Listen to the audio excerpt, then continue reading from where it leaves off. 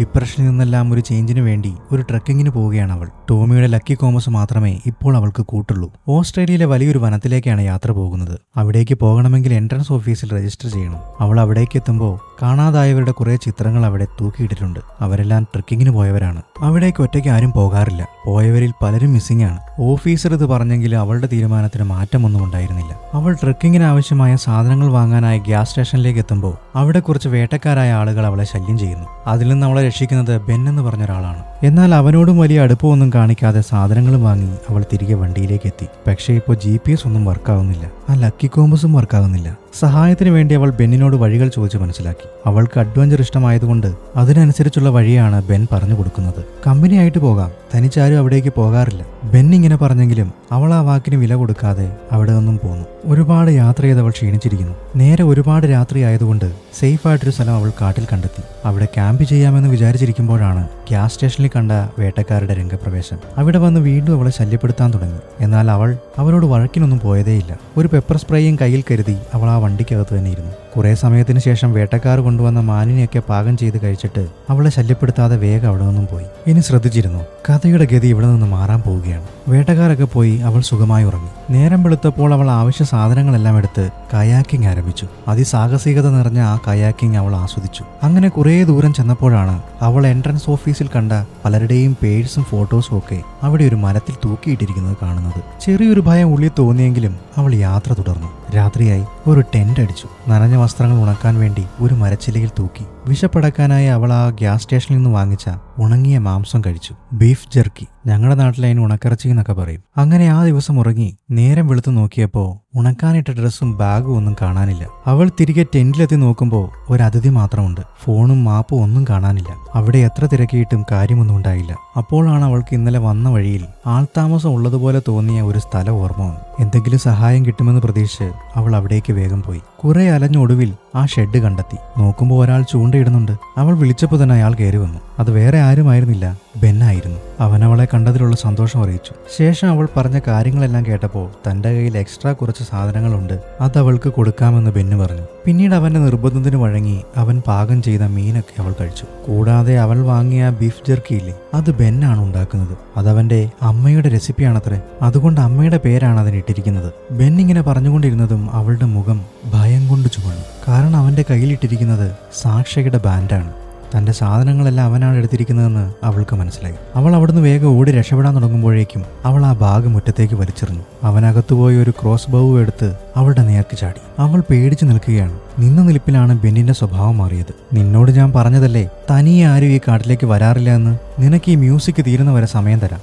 എവിടാന്നാ ഓടി രക്ഷപ്പെട്ടു. ഈ മ്യൂസിക് തീർന്നാ ഞാൻ നിന്റെ പുറകെ വരും, നിന്നെ വേട്ടയാടും. അവൾ പേടിച്ച ആ ബാഗും എടുത്ത് അവിടെ നിന്ന് കഴിയുന്നത്ര വേഗത്തിലോടി. ബോട്ടെടുത്ത് വേഗം തുഴഞ്ഞു. പോകുന്ന വഴിയിൽ ബോട്ട് മറിഞ്ഞ് അവൾക്ക് പരിക്കേറ്റു. ഒരു വിധത്തിൽ അവൾ തുഴഞ്ഞു കരക്കെത്തി. ഇപ്പോഴും ബെൻ അവിടെ ഇതൊന്നും ശ്രദ്ധിക്കാതെ പാട്ടും ആസ്വദിച്ചുകൊണ്ടിരിക്കുകയാണ്. പെട്ടെന്ന് പാട്ട് നിന്നതും അയാൾ അമ്പുമായി സാക്ഷയുടെ പിറകെ ഓടി. ഈ സമയത്ത് സാക്ഷ ഓടി തളർന്ന് ബാഗിലിരുന്ന ഭക്ഷണവും കഴിച്ച് കയ്യിലുണ്ടായിരുന്ന പെപ്പർ സ്പ്രേ എടുത്ത് പുറത്തു വെച്ചു, അവൾക്ക് ഉപയോഗിക്കാൻ എളുപ്പത്തിന്. ക്ഷീണം ചെറുതായൊന്ന് മാറിയപ്പോൾ അവൾ വീണ്ടും ഓടാൻ ആരംഭിച്ചു. അവൾ അവസാനം ചെന്നെത്തിയത് 2 പാറക്കൂട്ടങ്ങൾക്കിടയിൽ. ഒരു വിധത്തിൽ മുകളിൽ കയറി. ചുറ്റും നോക്കി അവൾക്ക് മനസ്സിലായി ആ വനത്തിന്റെ ഒത്ത നടുക്കാണ് താൻ എത്തിയിരിക്കുന്നത്. അവൾ നോക്കി നിൽക്കെ ഒരു അമ്പ് വന്ന് അവളുടെ അടുത്ത് തറച്ചു. അവൾ വീണ്ടും ഓടാൻ തുടങ്ങി. അവൾ ബൈനോക്കുലർ എടുത്ത് നോക്കുമ്പോൾ ബെന്നിന്റെ ബോട്ട് കാണാം. അവൾ വീണ്ടും ചുറ്റും നോക്കിയപ്പോൾ ബെൻ അവളെ തന്നെ നോക്കി നിൽക്കുകയാണ്. അയാളെ പേടിച്ചവൾ പാറക്കിടയിൽ ഒളിച്ചു. അയാൾ അവിടേക്ക് വന്ന് നോക്കിയെങ്കിലും ശ്വാസം വരെ അടക്കി പിടിച്ചു നിൽക്കുന്നതുകൊണ്ട് സാക്ഷയെ കണ്ടെത്താനായില്ല. താൽക്കാലികമായി അവൾ രക്ഷപ്പെട്ടു. അയാൾ പോയെന്ന് മനസ്സിലാക്കിയ സാക്ഷ അവിടെ നിന്ന് വീണ്ടും ഇറങ്ങി ഓടി.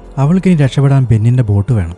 അവൾ നോക്കുമ്പോൾ ബെൻ കുളിച്ചുകൊണ്ടിരിക്കുകയാണ്. ബെൻ ശ്രദ്ധിക്കാത്ത ഈ സമയം മുതലെടുക്കാൻ അവൾ തീരുമാനിച്ചു. അവൾ നദിയിലിറങ്ങി മുങ്ങിച്ചെന്ന് അവൻ കാണാതെ ആ ബോട്ട് അഴിക്കാൻ വേണ്ടി നോക്കി. പക്ഷേ അത് അഴിക്കാൻ പറ്റുന്നില്ല.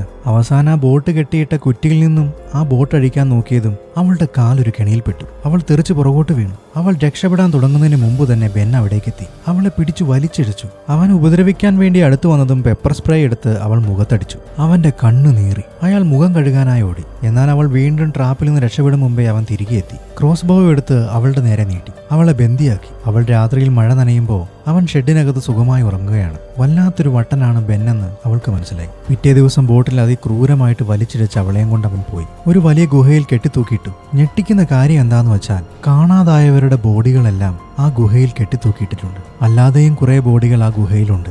ബെൻ മനുഷ്യന്റെ മാംസം ഉണക്കിയാണ് ബീഫ് ജെർക്കി ഉണ്ടാക്കുന്നത്. കാടന നിയമത്തിൽ വിശ്വസിക്കുന്ന അവൻ മനുഷ്യന്റെ ആത്മാവിനെ പ്രാപിക്കാൻ അവിടെ വരുന്ന ആളുകളെ അപായപ്പെടുത്തി അവരുടെ കരൾ ഭക്ഷിക്കും. ശേഷം ശരീരം ഉണക്കി ബീഫ് ജെർക്കിയായിട്ട് വിൽക്കും. അവന്റെ സ്വന്തം അമ്മയുടെ മാംസത്തിൽ നിന്നാണ് അവനിത് ആദ്യമായി ഉണ്ടാക്കിയത്. ഇതറിഞ്ഞതോടെ അവൾ ആകെ ഭയന്ന് വിറച്ചു. ഇവളെയും ബീഫ് ജെർക്കി ആക്കാനാണ് അവന്റെ പ്ലാൻ. നിന്റെ കരളും ഭക്ഷിച്ച് ഞാൻ നിന്റെ ആത്മാവിനെയും പ്രാപിക്കുമെന്ന് പറഞ്ഞ് അവളെ കെട്ടിപ്പിടിക്കാൻ അടുത്തു വന്നതും അവന്റെ ചെവി അവൾ കടിച്ചു മുറിച്ചു. അവൻ വേദന കൊണ്ട് പുളഞ്ഞു. അവൾ കയറിൽ വലിയ ബലം കൊടുത്തുകൊണ്ട് ആ കയർ പൊട്ടി താഴ്ത്തോട്ട് വീണു. അവൾ ആ വെള്ളത്തിലേക്ക് എടുത്തു ചാടി. എന്നാൽ പുറകെ ചെന്ന ബെന്നിന് ആ കയറിൽ പിടുത്തം കിട്ടി. അവനത് തന്റെ ബെൽറ്റുമായിട്ട് ബന്ധിപ്പിച്ചു. അയാളിപ്പോൾ അവളുടെ ഒപ്പം ഒഴുകി നീങ്ങുകയാണ്. ഒഴുകി ഒരു വെള്ളച്ചാട്ടത്തിലേക്ക് പതിച്ചു. ബെന്നിന്റെ തല ഒരു കല്ലിൽ തട്ടി അവന്റെ ബോധം പോയി. അവൾ വന്ന് ബെന്നിന്റെ ബെൽറ്റിൽ നിന്നും ആ കയറഴിച്ചു മാറ്റാൻ നോക്കുന്നുണ്ടെങ്കിലും ആ കയറഴിഞ്ഞു പോരുന്നില്ല. അവനെയും വലിച്ചുകൊണ്ട് അവൾ കരയ്ക്ക് കയറി. കല്ലുകൊണ്ട് കയർ പൊട്ടിക്കാൻ ശ്രമിച്ചു. എന്നാൽ അതും പൊട്ടുന്നില്ല. അപ്പോഴേക്ക് ബെന്നിന് ബോധം വന്നിരുന്നു. അവൻ സാക്ഷയുടെ നേരെ ചാടി വീണു. അവളുടെ കഴുത്ത് ഞെരുക്കി. അവളുടെ മരണമെപ്രാളം കണ്ട് ആ കൈകൾ അവൻ പിൻവലിച്ചു. കാരണം സാക്ഷയെ ഇങ്ങനെ കൊല്ലാൻ വേണ്ടിയിട്ടല്ലല്ലോ അവൻ ഉദ്ദേശിച്ചേക്കുന്നത്.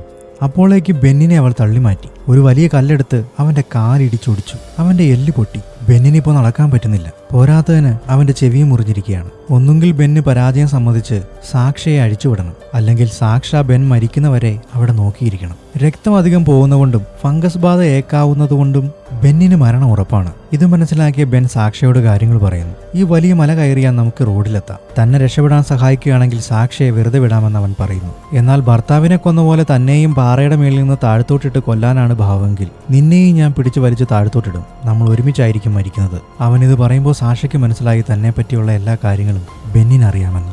സാഷയ്ക്ക് വേറെ മാർഗങ്ങളൊന്നുമില്ലാത്തതുകൊണ്ട് അവൾ അതിന് സമ്മതിച്ചു. അങ്ങനെ അവർ രണ്ടുപേരും ആ വലിയ മല കയറാൻ ആരംഭിച്ചു. മലയുടെ നടുക്കെത്തിയപ്പോൾ അവൾ ആ കയറഴിച്ചു വിടാൻ നോക്കുന്നത് കണ്ട് ബെൻ അവളെ വലിച്ചു താഴ്ത്തോട്ടിട്ടു. എന്നാൽ ആ റോപ്പ് ടൈറ്റ് ചെയ്തതാണെന്ന് അവനെ വിശ്വസിപ്പിച്ച് അവൾ വീണ്ടും മല കയറാൻ ആരംഭിച്ചു. ഇപ്പോൾ അവൾ ഏകദേശം മലയുടെ മുകളിലെത്താറായി. ബെന്നിന് കാല് വയ്യാത്തതുകൊണ്ട് അവളുടെ റോപ്പിൽ തൂങ്ങിയാണ് അവൻ മല കയറുന്നത്. ബെൻ കാണാതെ ആ ബെൽറ്റ് അഴിക്കാൻ വേണ്ടി അവൾ നോക്കുന്നു. അപ്പോഴേക്കും ബെൻ അത് കാണും. തന്നെ അവൾ ചതിച്ചു എന്ന് മനസ്സിലാക്കിയ ബെൻ സർവ്വശക്തിയും എടുത്ത് റോപ്പ് താഴ്ത്തോട്ട് വലിച്ചു. അവളെ താഴ്ത്തോട്ട് വീഴ്ത്താൻ നോക്കിയെങ്കിലും അവൻ അത് സാധിച്ചില്ല. കാരണം അവൾ പിടിച്ചിരിക്കുന്നത് ഒരു മരത്തിലാണ്. അവൻ സർവ്വശക്തിയും എടുത്ത് വലിച്ചപ്പോൾ ആ ബെൽറ്റ് താഴ്ത്തോട്ട് ഊരിപ്പോന്നു. ബെൻ പിടിവിട്ട് താഴ്ത്തോട്ട് വീണ് പാറയിൽ തട്ടി അവന്റെ ശരീരം ചിതറി. അങ്ങനെ ആ സൈക്കോയെ ഇല്ലാതാക്കിയ തൃപ്തിയിൽ അവൾ മുമ്പോട്ട് മല കയറാൻ ആരംഭിച്ചു. ഒടുവിൽ ആ മല കയറി അവൾ മുകളിലെത്തി. അവിടെ നിന്ന് നടന്നു തളർന്ന അവൾക്ക് ഒരു ലിഫ്റ്റ് കിട്ടി. പിന്നീട് തന്റെ വാനുമെടുത്ത് അവൾ തിരികെ എൻട്രൻസിലെത്തി. ഓഫീസറെ വിവരം അറിയിച്ചു. മിസ്സായ ആരും ജീവനോടെ ഇല്ലെങ്കിലും അവരുടെ 20ഓളം ബോഡികൾ കുടുംബങ്ങൾക്ക് കൈമാറി. അതവർക്കൊരു ചെറിയ ആശ്വാസം നൽകുമെന്ന വിശ്വാസത്തോടെ അവൾ കടൽക്കരയിൽ നിൽക്കുകയാണ്.